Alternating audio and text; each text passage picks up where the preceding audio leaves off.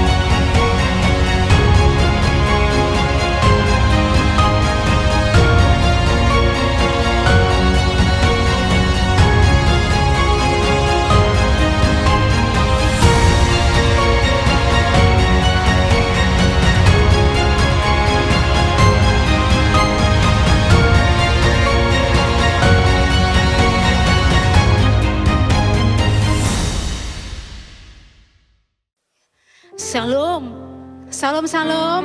Selamat sore Bapak Ibu yang diberkati Tuhan. Apa kabarnya? Luar biasa. Sebelumnya Bapak Ibu kita mau bersyukur kepada Tuhan untuk kasih setia Tuhan yang ajaib bagi setiap kita. Kasih tepuk tangan yang paling meriah dong buat Tuhan Yesus. Mari saya mengundang Bapak Ibu sama-sama bangkit berdiri. Kita akan mulai ibadah kita dengan membaca kebenaran firman Tuhan dari Yesaya 40 ayat yang ke-31. Kita baca bersama-sama ya Bapak Ibu. 1, 2, 3. Tetapi orang-orang yang menanti-nantikan Tuhan mendapat kekuatan baru. Mereka seumpama Raja Wali yang naik terbang dengan kekuatan sayapnya. Mereka berlari dan tidak menjadi lesu. Mereka berjalan dan tidak menjadi lelah. Kasih sekali lagi tepuk tangan yang meriah buat Tuhan kita. Kami terlalu percaya anugerah Tuhan, kesetiaan Tuhan terlalu sempurna bagi kehidupan kami.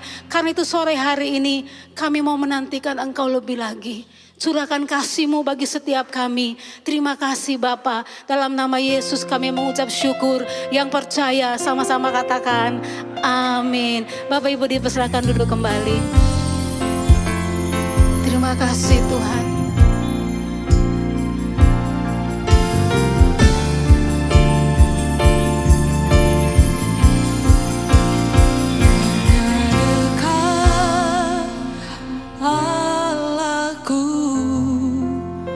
Rasa tenang hatiku, Kau sertai jalanku.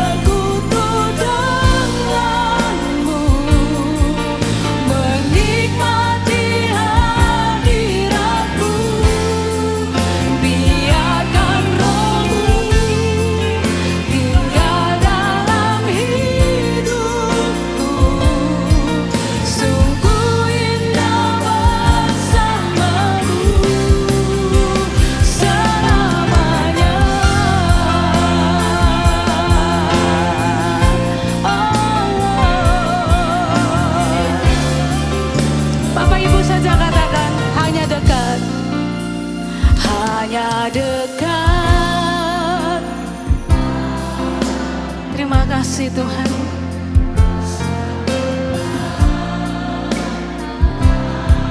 Biar kami tenang di hadirat-Mu. Oh, terima kasih. Oh, Yesus.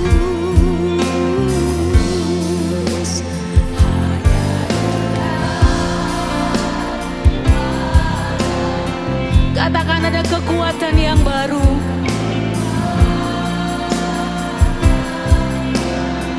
Terima kasih Tuhan. Sungguh Dia keselamatanku. Oh, diri Dia katakan.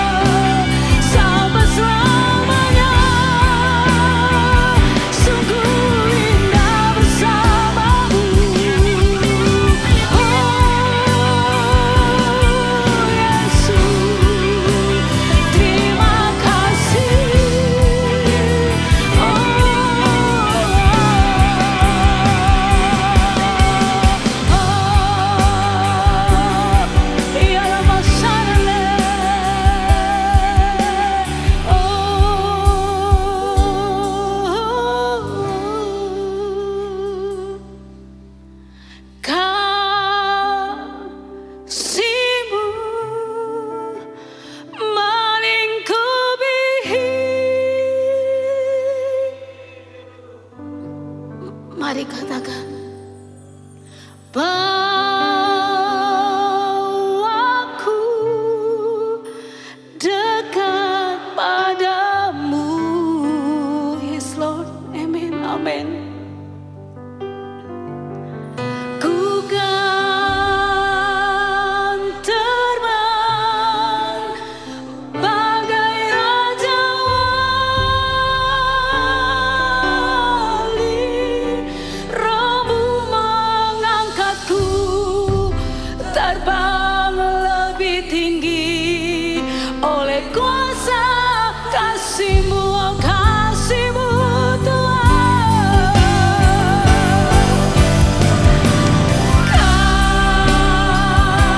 Kasih-Mu melingkupi hidup. Yes. Oh, haleluya. Waktu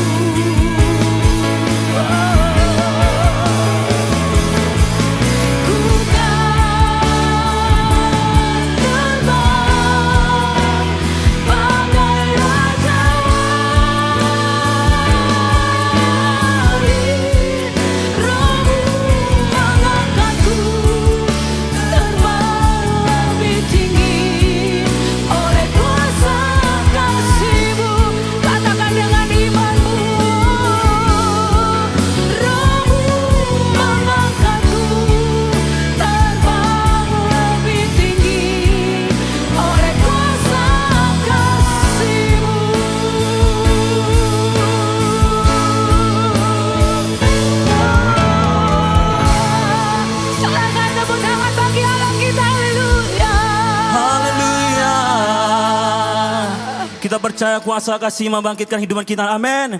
Alkitab berkata Yesus Kristus adalah sama kemarin, hari ini dan sampai selama-lamanya. Berikan tepuk tangannya meriah bagi Dia. Haleluya. Sambil bertepuk tangan bagi Allah kita. Oh.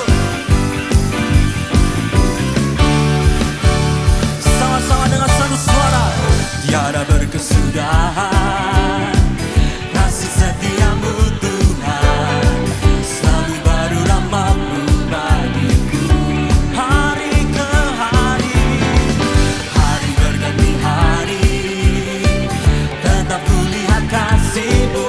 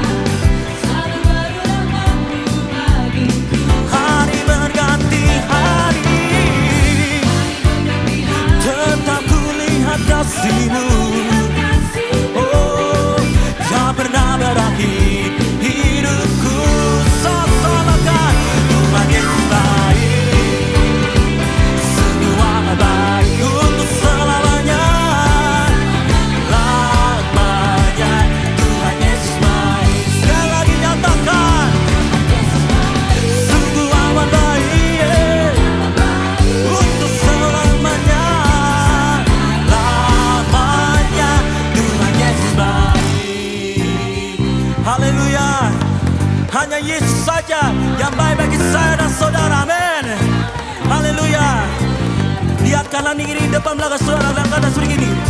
Yesus baik bagiku, Yesus baik bagiku, dulu sekarang dan selamanya. Kasih tahu kanan kiri saudara. Yesus baik bagiku, Yesus baik bagiku, dulu sekarang dan selamanya. Ya sungguh baik, Tuhan Yesus baik. Haleluya, lamanya Tuhan Yesus baik, Tuhan Yesus baik, sungguh amat baik.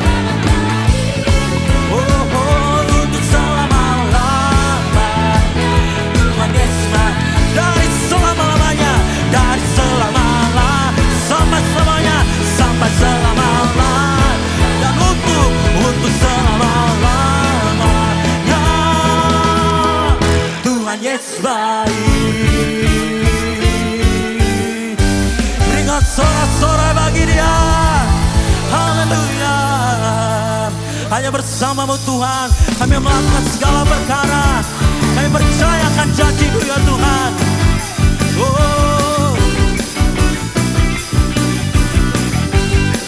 sama-sama nyatakan. Tak pernah ku ragu akan kesetiaan-Mu. Kau pegang hidupku sepenuh jiwaku. Ku yakin dan percaya Kau tuntun langkahku. Panggil nama yang ajaib dalam hidupku, berkuasa berjayaku. Serukan sama-sama, hanya Kau Tuhan, sumber kekuatan. Kuasa-Mu tercurah bagiku senantiasa. Denganmu ku kan berjalan dari kemuliaan sampai kemuliaan selamanya. Yes.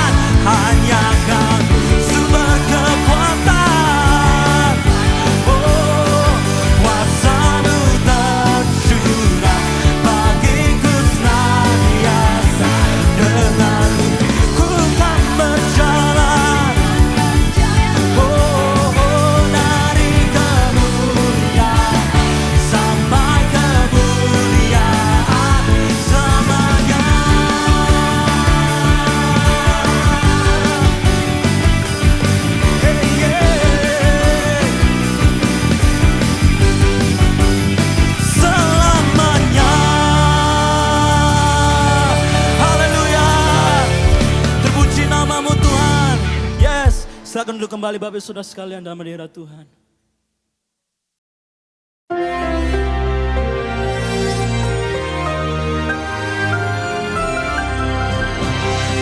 Shalom semua warga kerajaan. Makin mendekat pada perayaan Natal. Bagi saya, perayaan Natal itu adalah perayaan ulang tahun rohani saya. I was born again ketika saya serahkan hidup saya, minta Yesus masuk dalam hidup saya dan saya bertobat. Itu malam Natal tahun 79.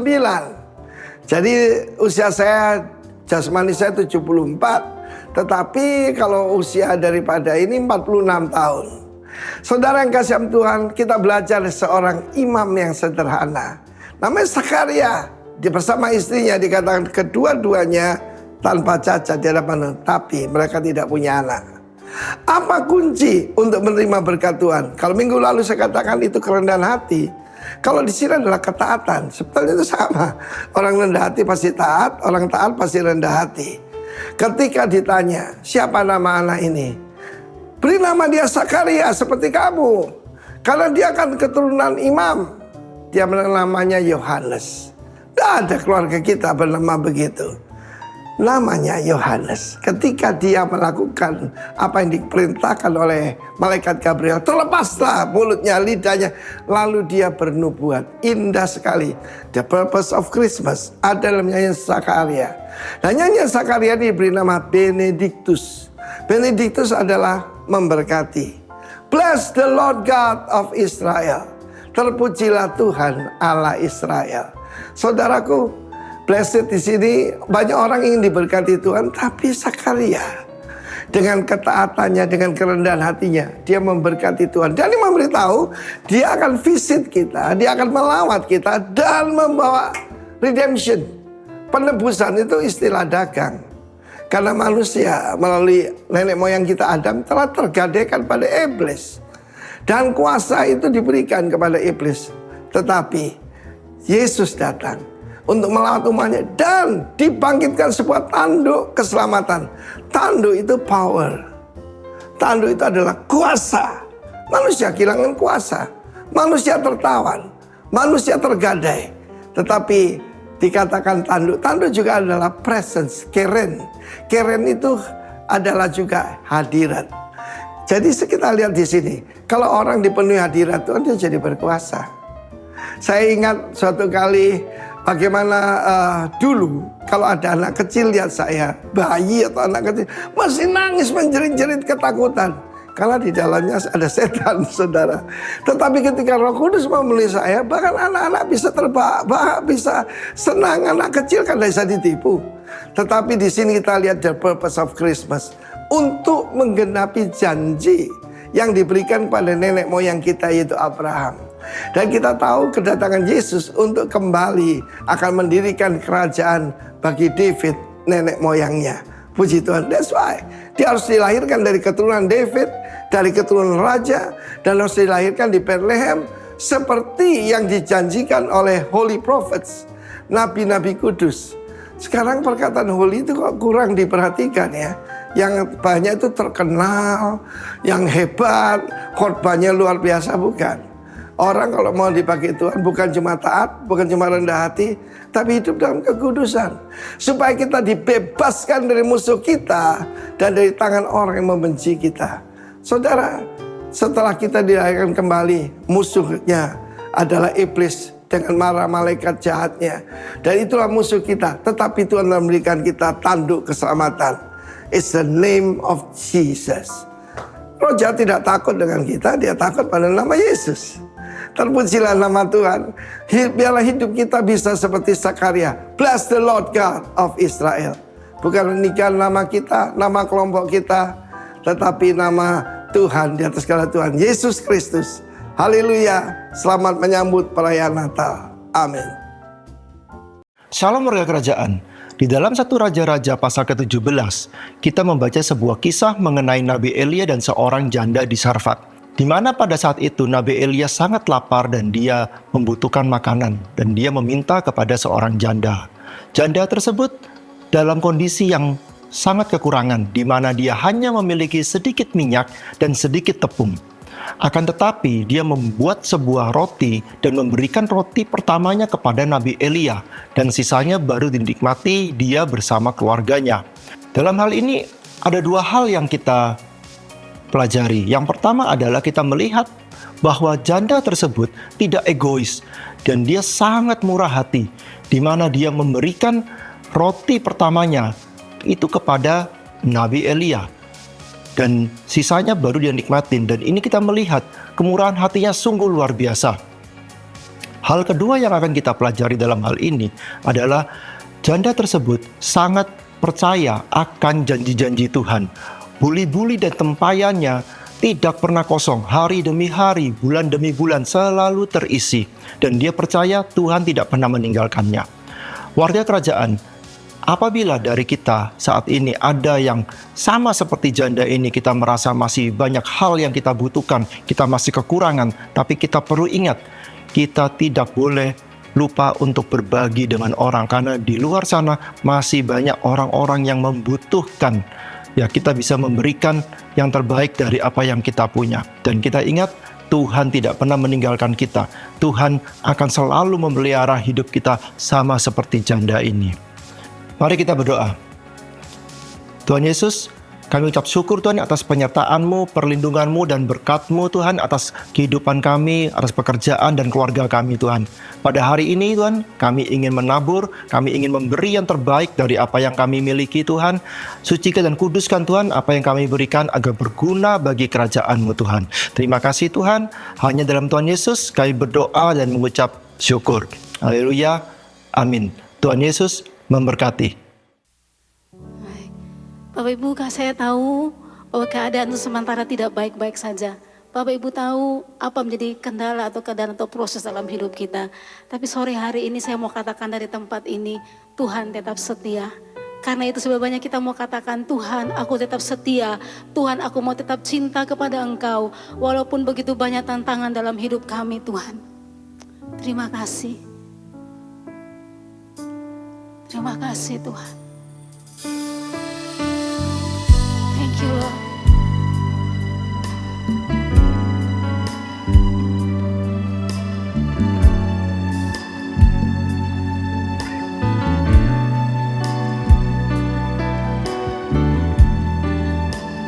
Terima kasih Tuhan.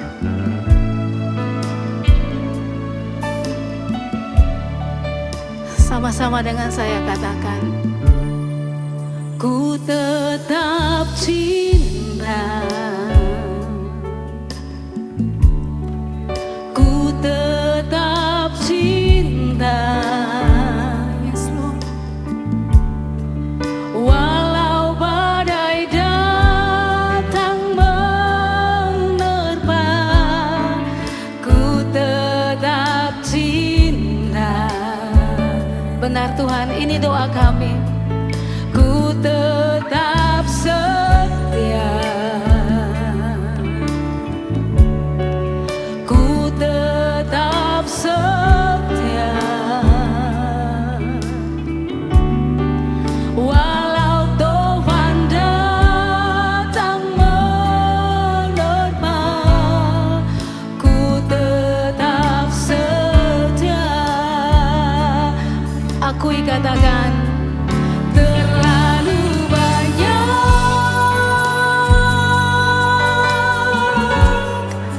yang Tuhan telah beri, takkan mungkin ku balas dari apa yang ku miliki.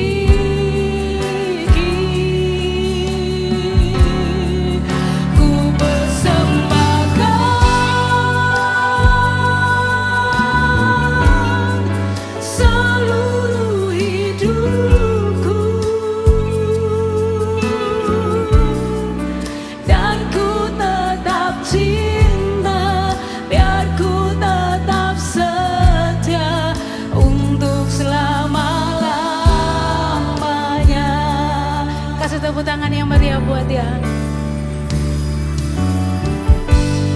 Terima kasih Tuhan, Kau baik Tuhan.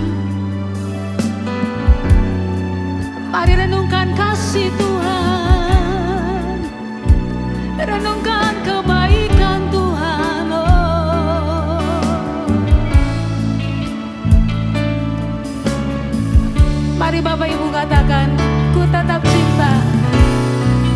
Ku tetap cinta. Amin, amin. Ku tetap cinta. Biar manis kau dengar Tuhan. Walau badai datang menerpa, ku tetap cinta. Oh, kami mau setia, ku tetap setia. Amin, amin, amin. Ku tetap setia. Walau taufan datang menerpa, ku tetap setia. Mari nyanyikan kesetiaan Tuhan. Terlalu banyak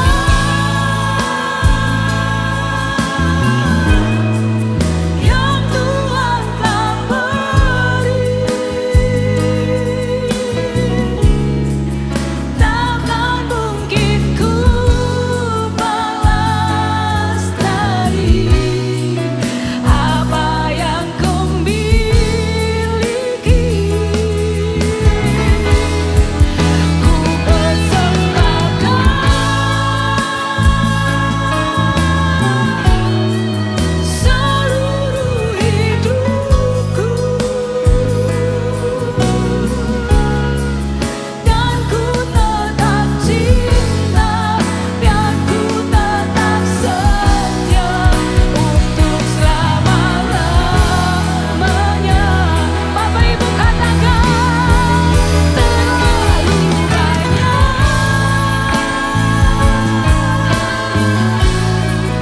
yang Tuhan telah beri.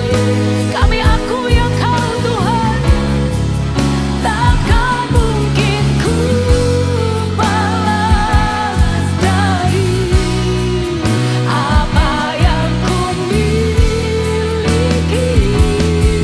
Oh, ku persembahkan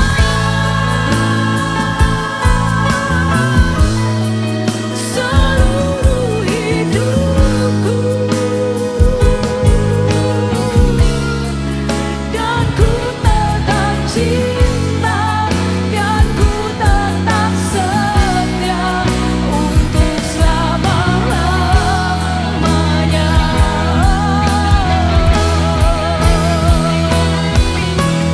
Mari kita renungkan kebaikan Tuhan. Terima kasih Tuhan.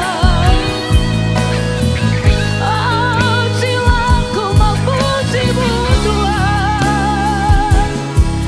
Sungguh ku berterima kasih. Oh, perbuatan-Mu ajaib bagi kami. Haleluya. Ya dalam masa-mu.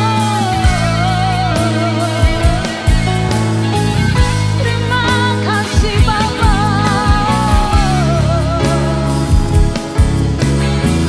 Thanks God. Terima kasih Tuhan. Bapak Ibu saja katakan, oh, terlalu benar Tuhan, terlalu banyak Tuhan. Oh, Yesusku, takkan mungkin ku balas dari. Benar Tuhan.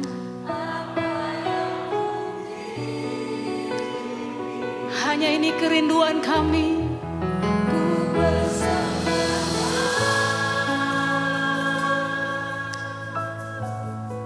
seluruh hidupku.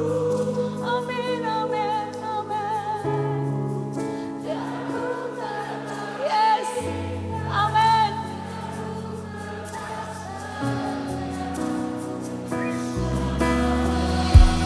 Sekali lagi naikkan pujian-Mu, katakan terlalu banyak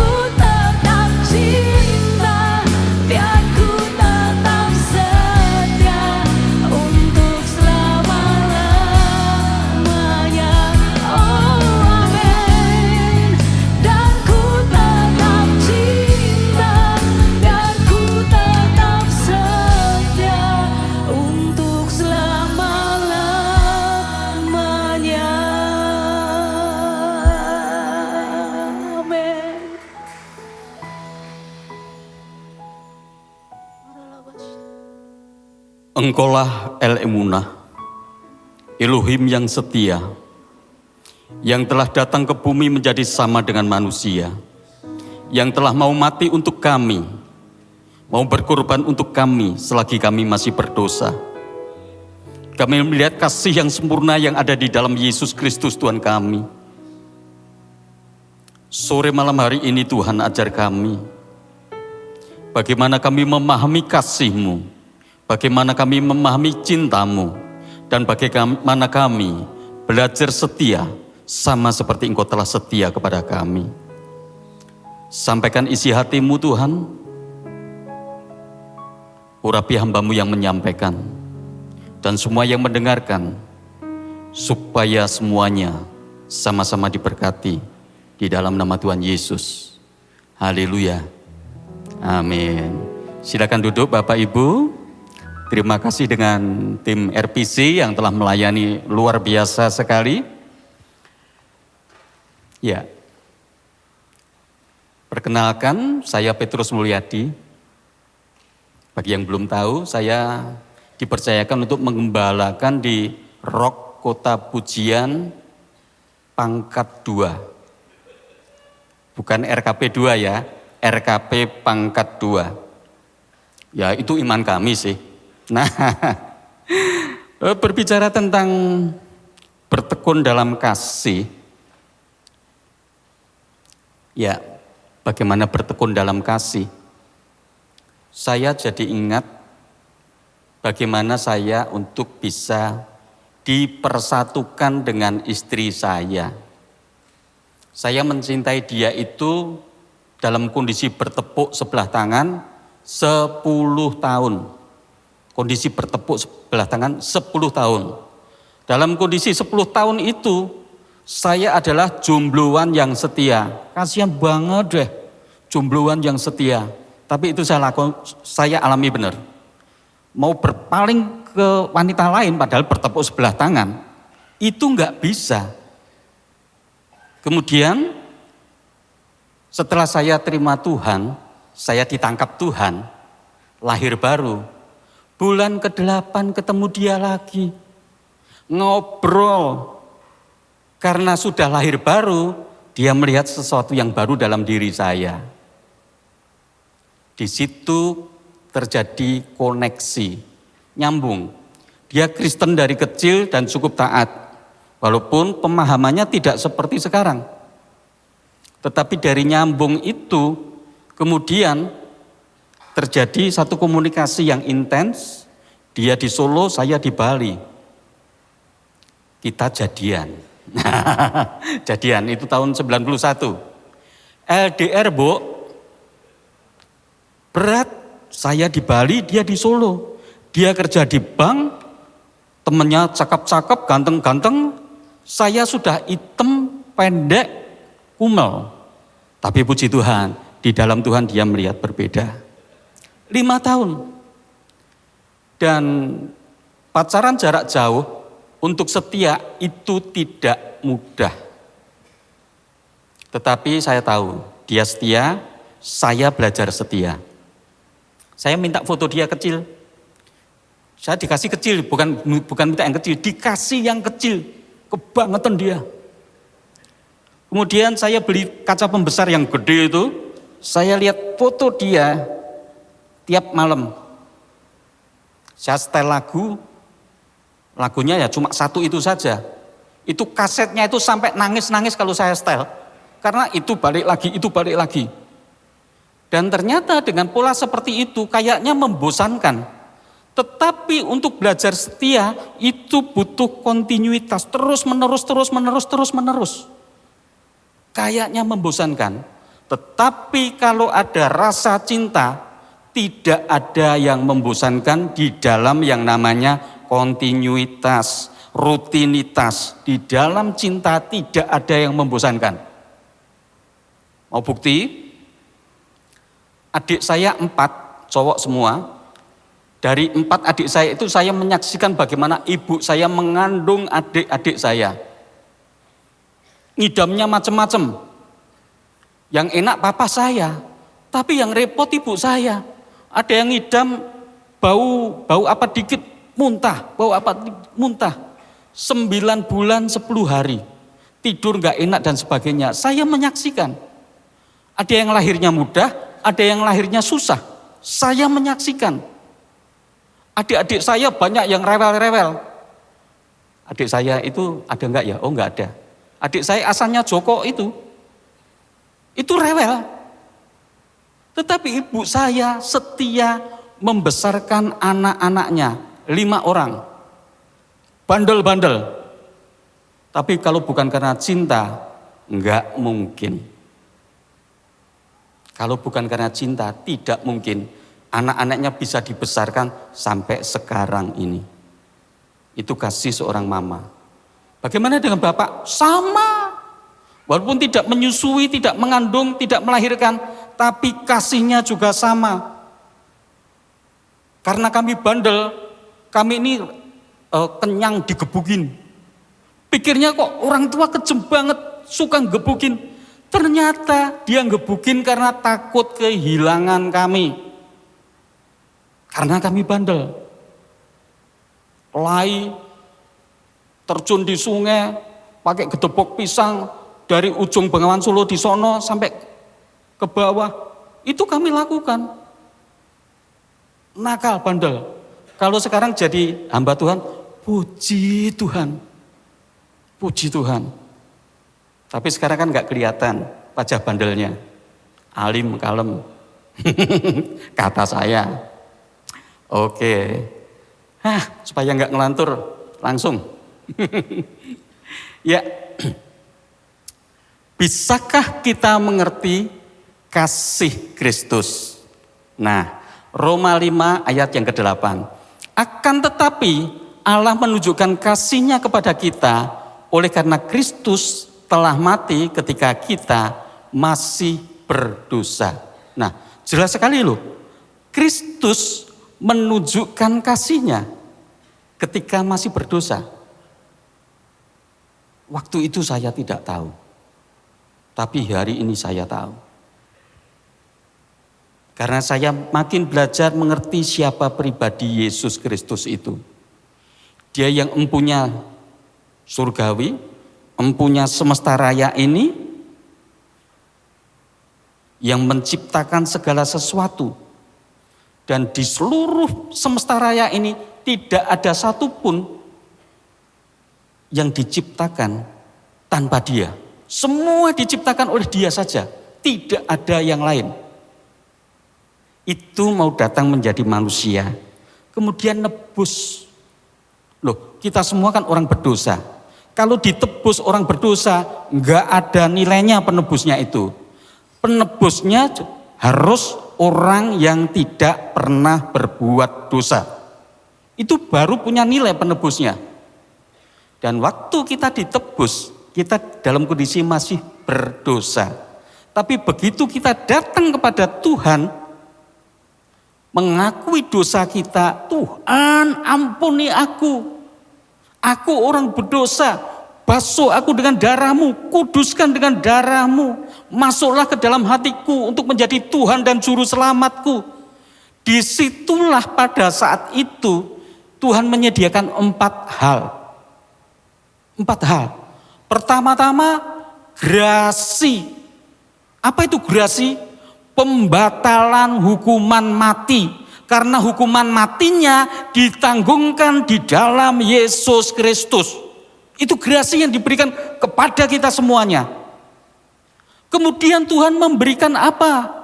Abolisi. Seiring waktu kita berjalan, kadang masih berbuat dosa. Kita datang bertuhan, Tuhan aku berdosa, ampuni aku.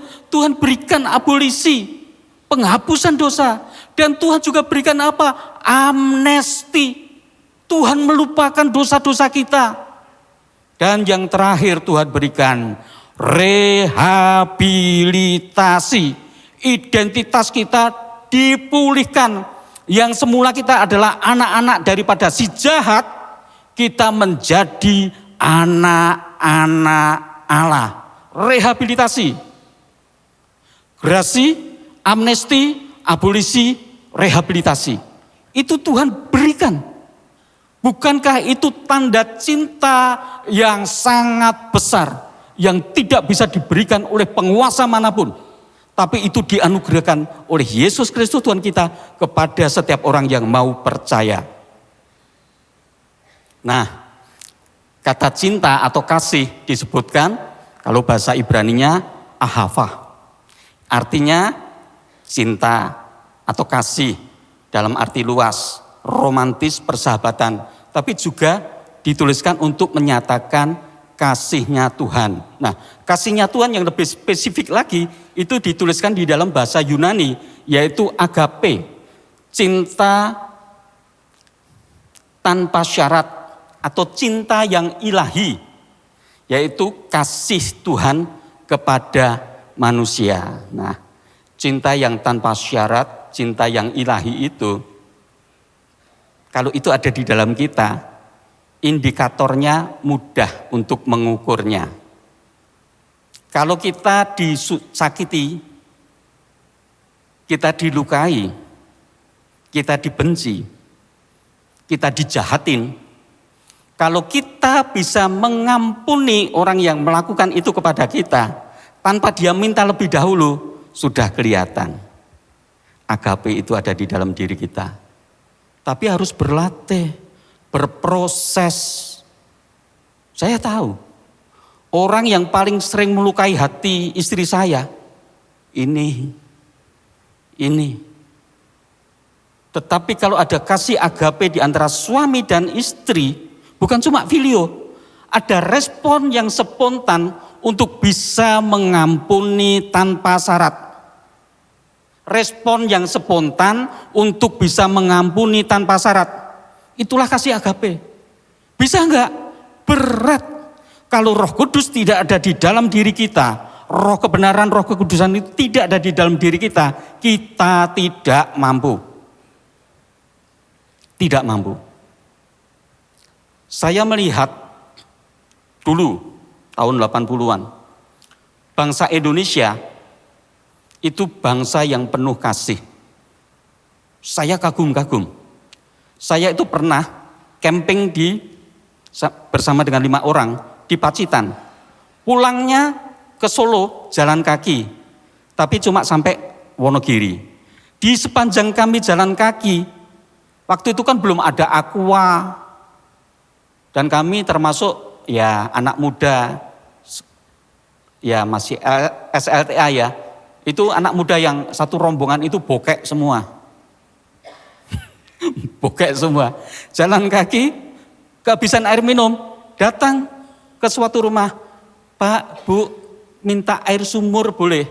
Puji Tuhan, kami ini petualang, tukang bambung, nah istilah bahasa Jawanya bambung, suka pergi kemana-mana. Itu yang perutnya itu termasuk bandel. Minum air sumur, oke. Minum air sungai, oke. Nggak sakit, aneh kan? Bandel, perutnya juga bandel. Dan kita datang minta air minum, air sumur, apa yang diberikan? Sini dulu nak, dipetikkan pohon buah kelapa, dibelahkan kelapa muda, suruh minum, direbusin air, dibikinin teh, dibikinin sayur, lauk, suruh makan. Diajak ngobrol. Kemudian kita selesai makan, air panas itu yang sudah agak hangat, dituangkan ke jerigen kami jalan lagi. Dari pagi sampai hampir malam, kami sampai di Wonogiri, saya hitung ada sekitar 5 kali kami minta air. Dan mereka selalu memberikan lebih daripada yang kami minta. Yang membuat saya terharu, pernah saya datang itu pasangan suami istri, bapaknya itu buta, ibunya membuatkan teh sama air panas. Bapaknya mendoakan kami dipegang wajah kami satu-satu. Supaya ingat dan kami didoakan. Mereka orang kejawen.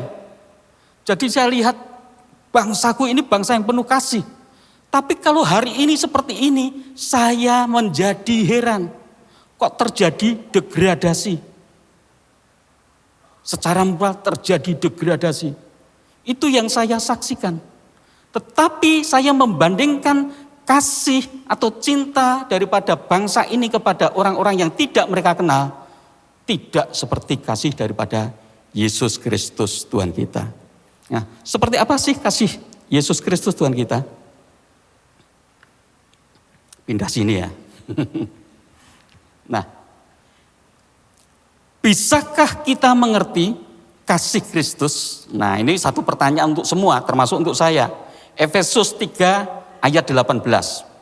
Aku berdoa supaya kamu bersama-sama, kata Paulus ya, bersama-sama dengan segala orang kudus dapat memahami betapa lebarnya, betapa panjangnya, betapa tingginya, dan betapa dalamnya kasih Kristus. Kalau saya gambangin lebarnya gini, jalan sampai ke sana, sampai nggak balik-balik, nggak jadi khotbah, terus ke sana, belum ketemu, nggak ada batasnya.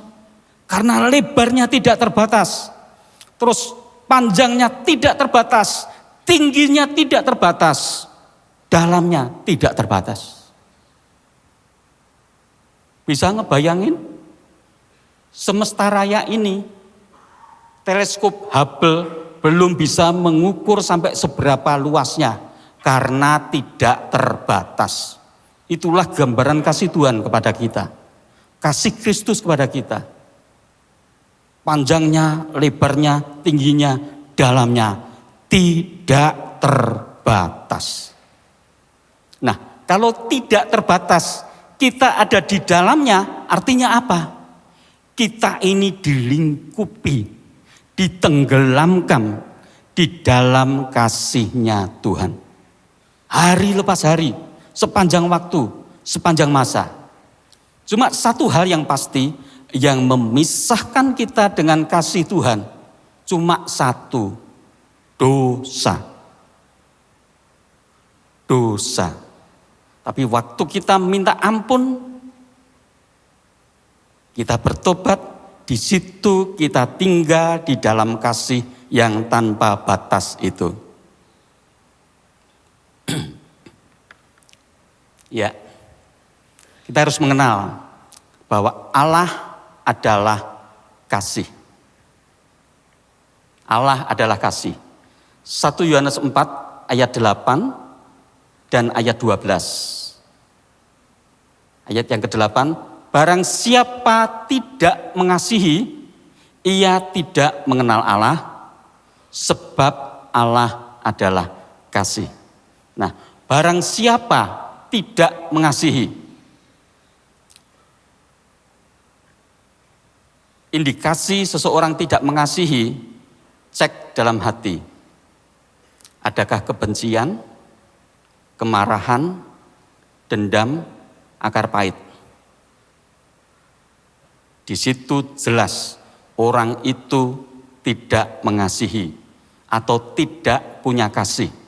Dan orang yang seperti itu, dalam kondisi seperti itu, bisa dikatakan tidak mengenal Allah. Kemudian ayat yang ke-12, tidak ada seorang pun yang pernah melihat Allah. Nah, jelas ya, tidak seorang pun yang pernah melihat Allah.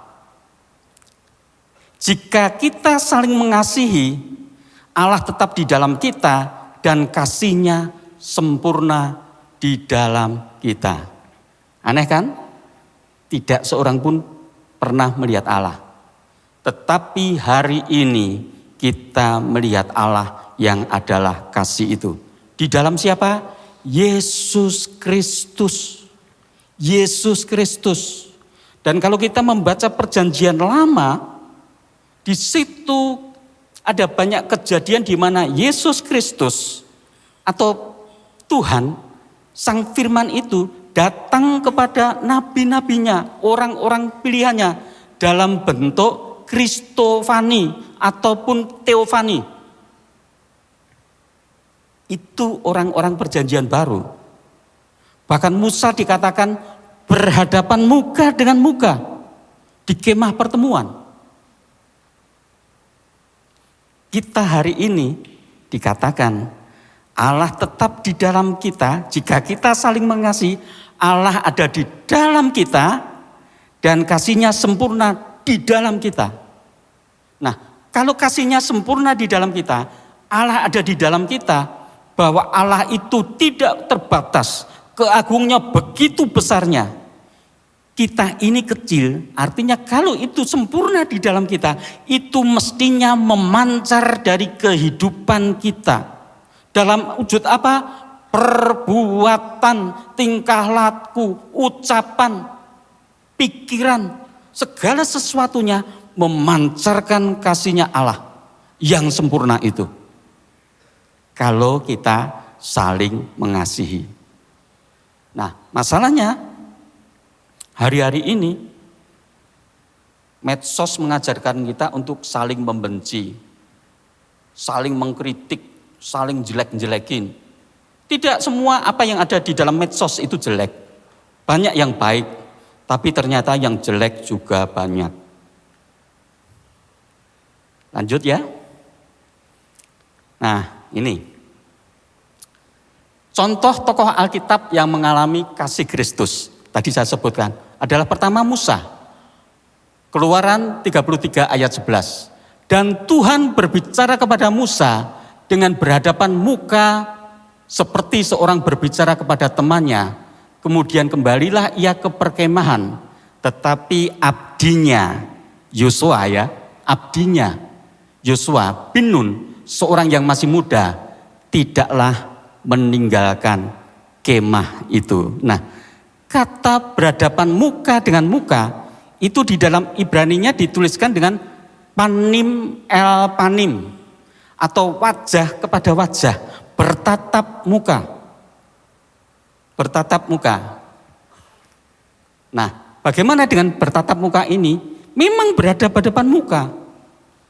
Bahkan ada yang pernah dengar istilah kapap Krav Maga. Kapap Krav Maga. Yaitu bela diri Israel yang luar biasa sekali. Mungkin Tang Sodo, Taekwondo, Karate Do, atau mungkin pencak silat. Itu tidak sepraktis daripada Krav Maga. Dari kata kapap Krav Maga. Kapap itu dari kata Krav panim el panim. Krav panim el panim. Pertempuran hadap-hadapan. Dan itu Yakub, bapak daripada Israel, itu pernah bergumul dengan Tuhan semalam-malaman. Dan saya percaya bapak Krav Maga itu adalah Yakub, itu menurut saya. Yang enggak setuju enggak apa-apa. Krav Maga. Jadi kenapa Israel itu kalau bertarung itu hebat sekali? Karena bapaknya tukang bertarung dan bergumul dengan Tuhan. Tapi saya percaya, kalau Tuhan mau beneran nonjok atau nyentil gini, udah jadi bubur. Tentara Asyur aja 185.000 dengan satu malaikat Tuhan habis mati. Tetapi saya menangkap bahwa Yakub itu bergumul, yaitu memeluk erat Tuhan. Teofaninya Tuhan, teofani itu memeluk erat, bergumul, tidak melepaskan. Tuhan, aku tidak melepaskan engkau sampai engkau memberkati aku, sampai engkau mendoakan aku. Dia memeluk, bergumul, bergulat dengan teofaninya daripada Tuhan. Itu dilakukan. Dan sampai pagi akhirnya dia diberi nama dari Yakub, si penipu atau si penarik tumit daripada kakaknya. Dia diubahkan menjadi Israel. Tuhan kita itu luar biasa. Nah, hari-hari ini kalau kita mengalami masa-masa yang berat, kesesakan, bergumullah dengan Tuhan di dalam doa kita. Hari ini saya masih bergumul enggak? Bergumul. Gereja kita jemaatnya belum banyak. Dan beberapa kali mengalami pruning. Tiba-tiba diambil ke Tenggarong, 3 orang. Di sana jadi berkat, tapi di sini kita yang mempersiapkan mereka untuk jadi pemimpin, tiba-tiba diambil ke Tenggarong. 3 orang, para pemimpin. Kita bergumul. Tapi bergumul dengan Tuhan itu memberi kita satu pengalaman baru, kekuatan baru, hal-hal yang terkadang tidak pernah muncul di dalam pikiran, tidak pernah didengar oleh telinga, tidak muncul dari dalam hati, itu Tuhan sediakan. Jadi mari kita rajin bergumul dengan Tuhan. Bertatap muka dengan Tuhan. Seperti Musa bertatap muka dengan Tuhan. Panim el panim selama 40 tahun di padang gurun. Dan apa yang terjadi? Musa salah satu dari hamba Tuhan yang paling lembut hatinya, paling penuh kasih di antara nabi-nabi, itu Musa. Dan kita tahu Tuhan sangat mencintai Musa. Terbukti waktu Yakobus, Yohanes, dan Petrus melihat kemuliaan Tuhan di gunung pemuliaan, yang dilihat ada 3 orang, Tuhan Yesus, Elia, dan Musa. Bukti bahwa Tuhan betul-betul mengasihi Musa. Kemudian siapa lagi contoh daripada hamba Tuhan yang mengalami kasih Tuhan? Ya, para murid, ada 12 murid, ada 70 murid, dan murid-murid yang lain. Kisah 1 ayat yang ketiga. Kepada mereka ia menunjukkan dirinya setelah penderitaannya selesai.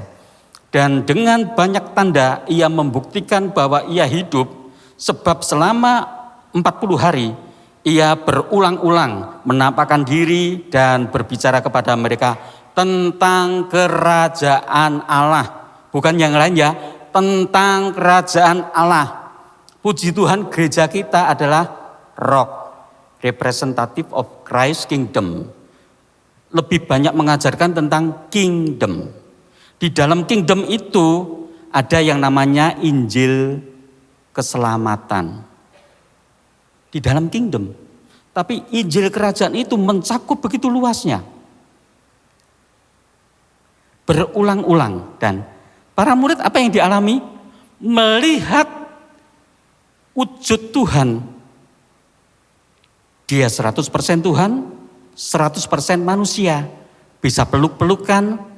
Yohanes kadang bisa bersandar kepada Tuhannya, manja-manjaan. Dan setelah Tuhan disalibkan, dikuburkan, 3 hari kemudian bangkit, 40 hari mereka menyaksikan ini loh Tuhan yang bangkit dari kematian. Berhadapan muka dengan muka, mereka dipersiapkan untuk menjadi pelaku daripada amanat agung. Dan setelah Tuhan Yesus naik ke surga, 10 hari kemudian mereka dipenuhi dengan Roh Kudus.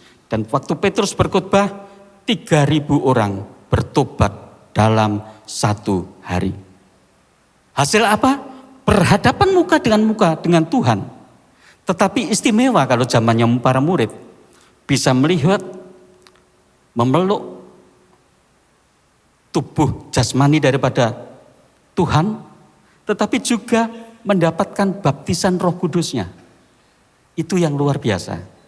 Tapi dengan kita hari ini, ya kita seperti Paulus. Ini contohnya. Paulus, ya. Kisah 9 ayat 3-5.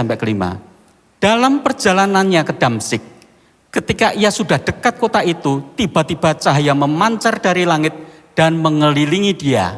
Ia rebah ke tanah dan kedengaranlah olehnya suatu suara yang berkata kepadanya, Saulus, Saulus, mengapakah engkau menganiaya aku? Jawab Saulus, siapakah engkau Tuhan?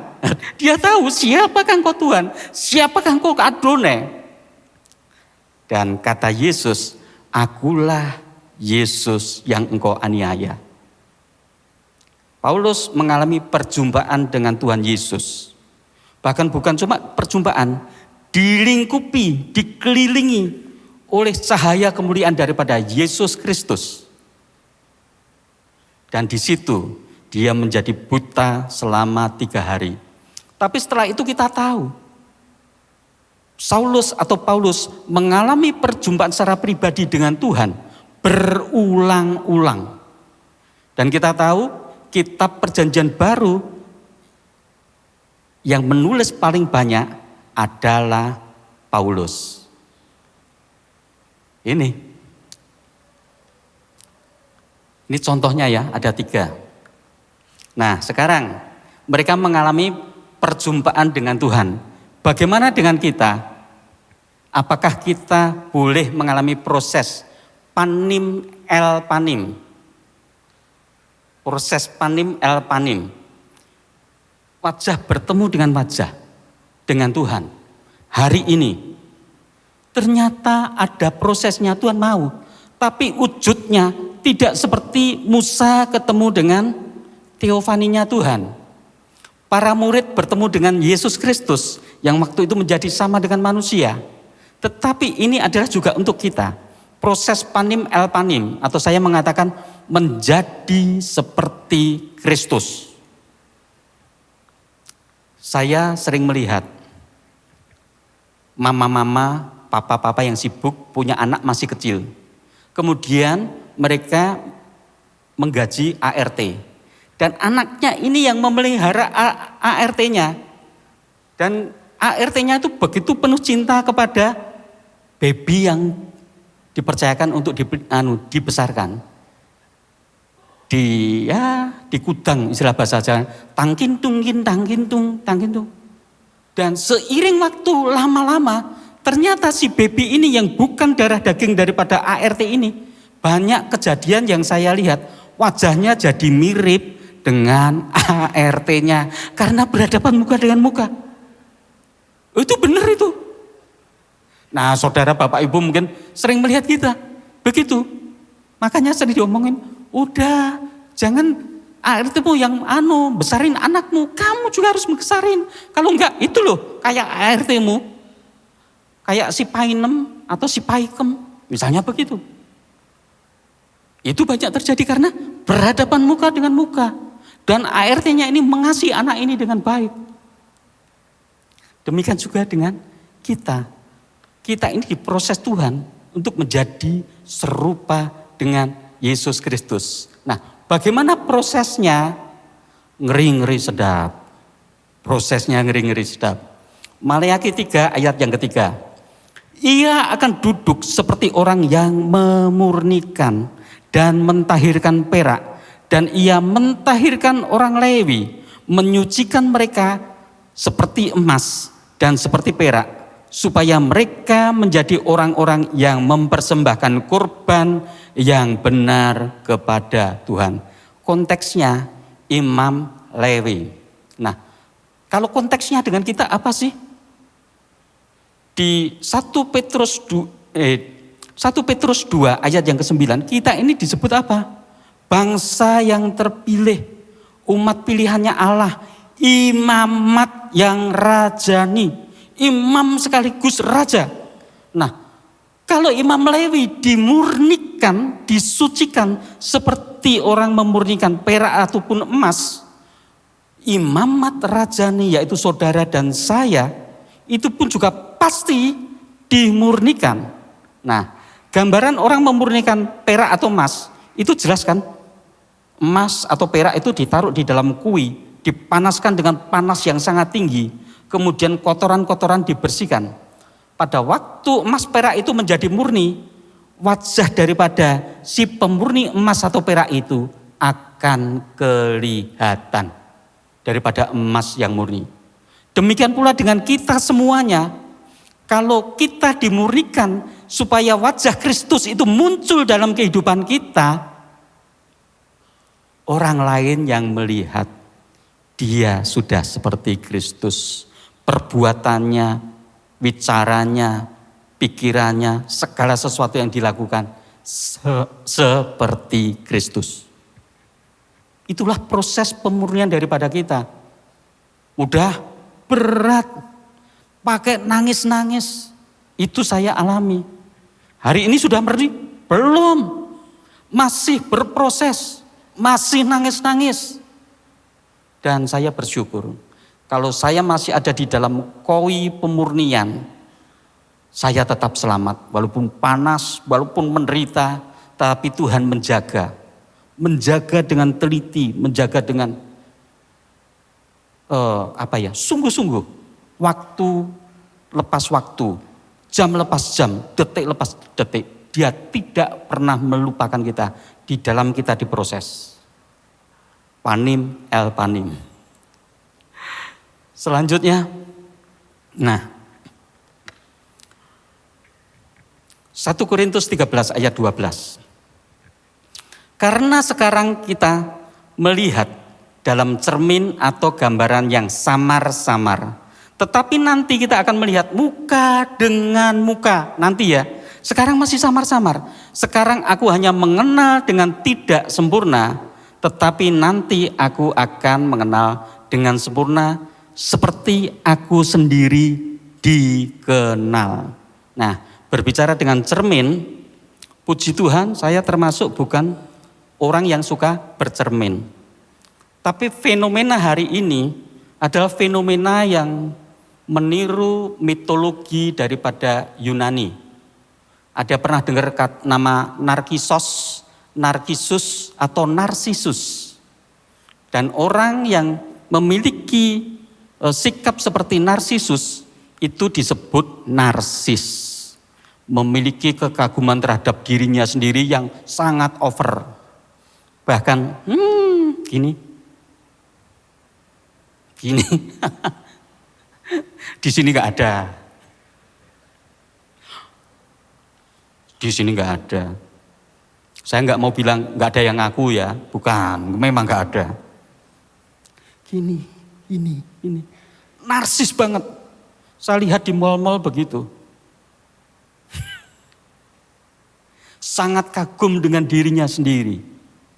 Tapi hari ini kita harus kagum benar-benar hanya dengan satu pribadi, yaitu Yesus Kristus.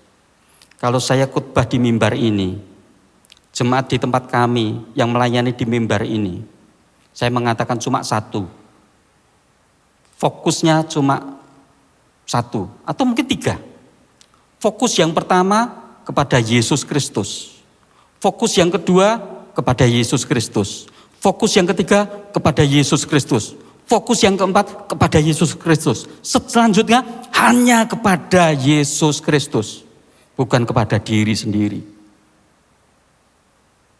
Saya khotbah ini pun, saya belajar, saya nggak berani macam-macam. Saya tahu, saya harus cuma satu yang saya lakukan. Memuliakan Tuhan dengan apa yang kita bagikan. Ya. Ada waktunya nanti kita ini akan menjadi serupa dengan Kristus Yesus. Hari ini masih samar-samar, tapi saya tahu maksudnya daripada Paulus. Yang masih samar-samar ini belum disempurnakan. Tapi begitu kita kembali kepada tanah dan kemudian nanti Yesus Kristus pasti datang. Pasti datang. Disitulah kita akan diubahkan dengan tubuh kebangkitan, tubuh kemuliaan, sama dengan sang sulung, yaitu Yesus Kristus. Di situ kita akan tahu, kita benar-benar menjadi serupa dengan Yesus Kristus di dalam kematian dan di dalam kebangkitan. Karena setiap orang yang dipenuhi dengan Roh Kudus, di dalam dirinya ada roh kehidupan, ada roh kebangkitan. Selanjutnya,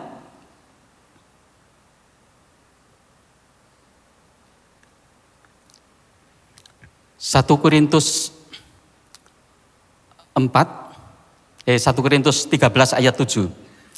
Ia menutupi segala sesuatu, ini dari terjemahan baru ya.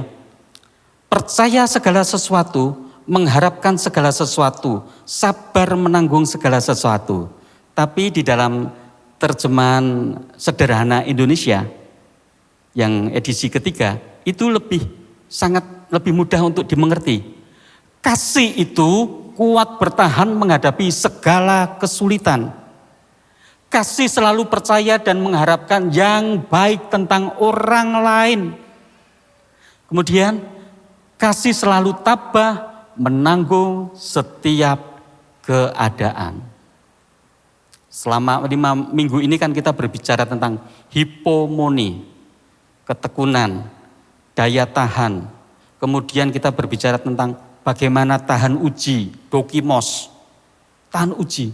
Dan itu hanya bisa kita jalani dengan finish well kalau ada kasih Kristus di dalam diri kita. Tanpa kasih Kristus kita nggak akan bisa finish well. Selanjutnya,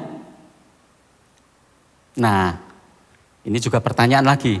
Sudahkah mengasihi seperti Kristus mengasihi? Kalau Kristus adalah sang sulung, gambar Allah yang sulung,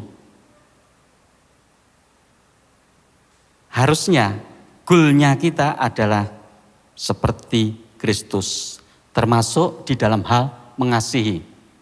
1 Yohanes 4 ayat 16, kita telah mengenal dan telah percaya akan kasih Allah kepada kita.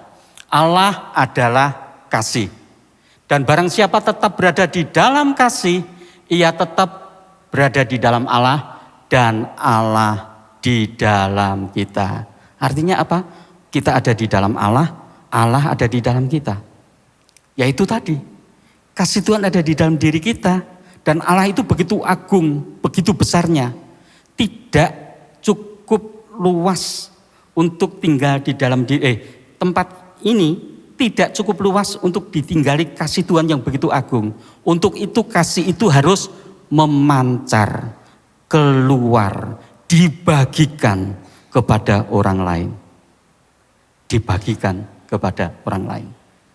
Dan selanjutnya, Tuhan Yesus memberkati.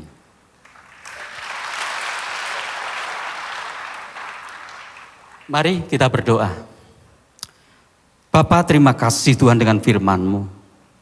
Kami tahu tidak mudah untuk mengasihi-Mu. Kami tahu tidak mudah untuk mengasihi sesama kami manusia. Tetapi kalau Roh Kudus ada di dalam diri kami, sepanjang kami mau diproses, kami mau dimurnikan, kami mau meneladani sang firman yang telah menjadi manusia. Kami tidak bingung dengan patron yang harus kami pelajari. Karena patronnya sudah datang ke bumi menjadi manusia. Dan dia menyatakan dirinya bahwa dia menjadi pemenang. Dia bangkit naik ke surga. Dan dia berjanji akan datang kembali. Biarlah di dalam setiap daripada kami ada kasih yang sempurna. Ada iman yang sempurna. Ada kesetiaan yang sempurna. Supaya pada waktu Engkau datang, Engkau tidak menolak kami, tetapi Engkau menerima kami, dan setiap daripada kami boleh bertemu dengan Engkau di dalam kemuliaan, di dalam kekekalan, di dalam nama Tuhan Yesus. Haleluya. Amin.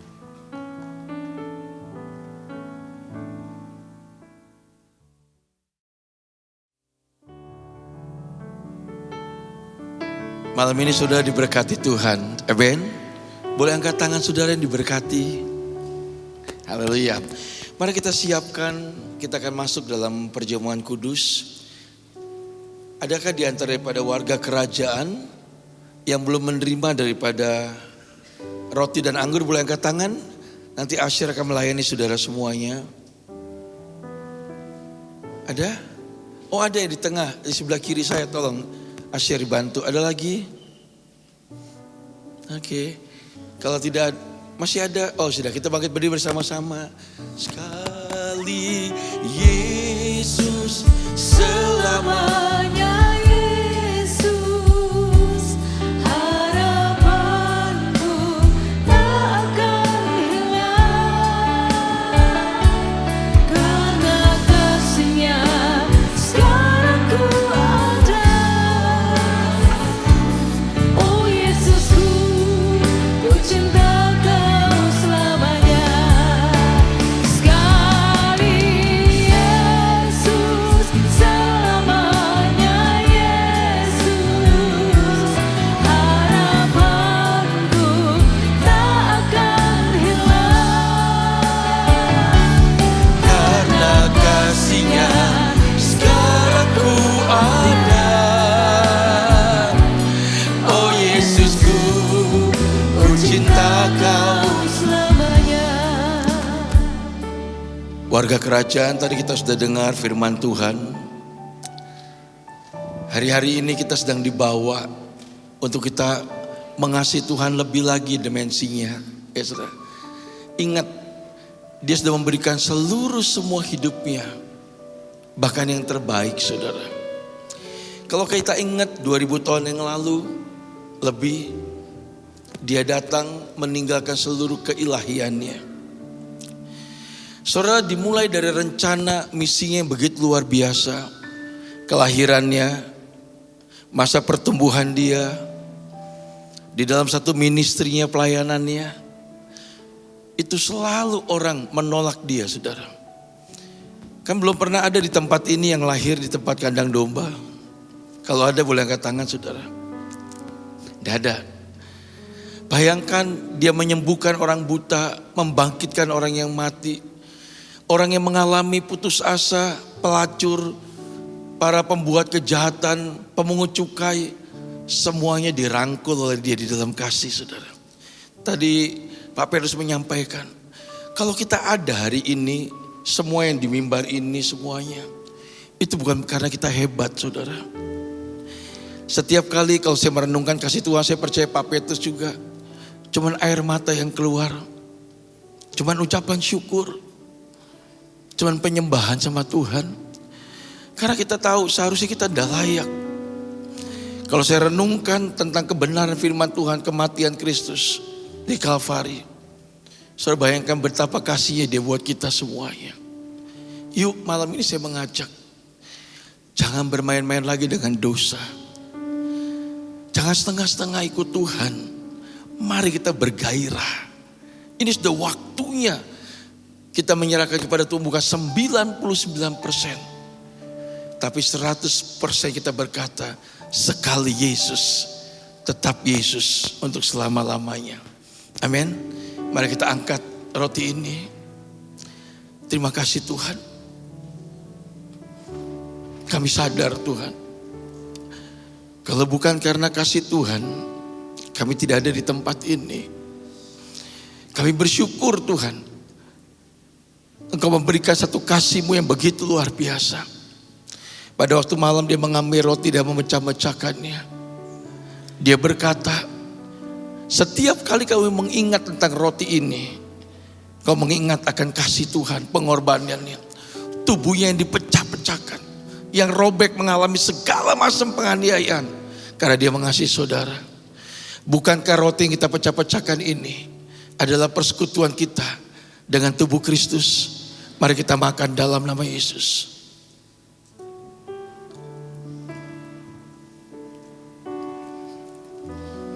Ucapkan syukur, jangan terburu-buru. Mari kita angkat cawan ini Bapak Ibu, warga kerajaan. Saya sudah tahu malam ini apa yang sedang saudara hadapi. Masalah kehidupan, persoalan sakit penyakit saya sudah tahu. Tapi dia berfirman, dia berjanji, dia menggenapi. Tidak ada pengampunan, tidak ada kesembuhan, tidak ada pertolongan Tuhan. Dan tidak ada kasih yang lebih besar selain kasih Tuhan. Kalau malam hari ini saudara mengangkat ini, berbicara mengenai kasihnya yang begitu luar biasa, darah yang sudah tercurah. Ingat bahwa saudara adalah orang yang paling berharga. Saudara adalah orang yang paling dicintai oleh Tuhan. Dia mau turun semuanya. Jangan merasa di antara kita merasa bahwa diri kita tidak berharga. Saudara mulia. Dan saudara diciptakan, dia rindu supaya saudara menjadi serupa dan segambar dengan Tuhan. Amin. Terima kasih Bapak. Bukankah cawan yang kita ucapkan syukur malam hari ini yang kita angkat tinggi-tinggi, ini adalah persekutuan kita dengan tubuh Kristus. Mari kita minum dalam nama Yesus. Sekali lagi kita angkat kedua tangan kita tinggi-tinggi, angkat kepala kita. Sekali lagi katakan dengan iman. Li Yesus, angkat tinggi-tinggi kedua tanganmu. Kami bersyukur Tuhan. Katakan terima kasih. Kami bersyukur karena kasih-Nya. Amin. Yesus. Oh Yesusku. Saya ingin dari mulut warga kerajaan katakan dengan segenap hati. Sekali Yesus selamanya.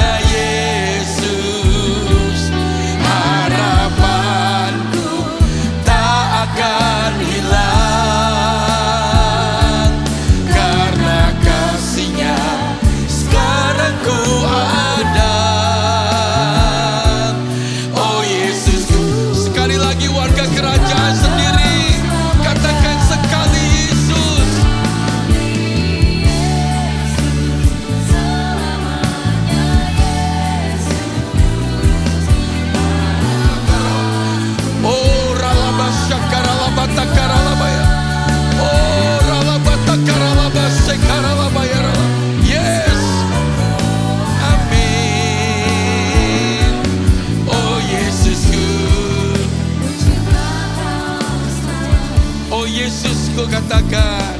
Oh Yesusku, ku cinta Kau selamanya. Oh Yesusku,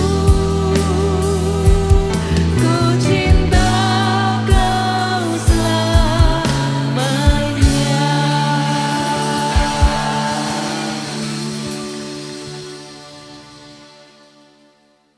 Lihat kiri kanan sarengnya.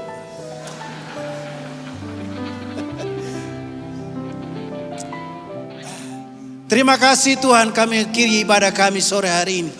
Berlimpah kasih karunia-Mu. Engkau Tuhan yang mendandani kami dengan berkat dari bulan Januari dan finishing well di tanggal 30 ini Tuhan. Betapa banyak berlimpah karunia yang Tuhan limpahkan keluarga demi keluarga. Engkau menyembuhkan pada waktu kami sakit. Engkau mengangkat kami kembali pada waktu bangkrut. Engkau memberikan kami jalan keluar pada waktu dalam kesukaran, dalam kesulitan hidup kami. Engkau Tuhan yang hidup dalam segala keadaan apapun. Engkau Tuhan menunjukkan wajah-Mu kepada kami seperti firman-Mu sore hari ini. Terima kasih Tuhan. Bapak Ibu yang kasih Tuhan, pulang dan terimalah segala berkat Bapa surgawi.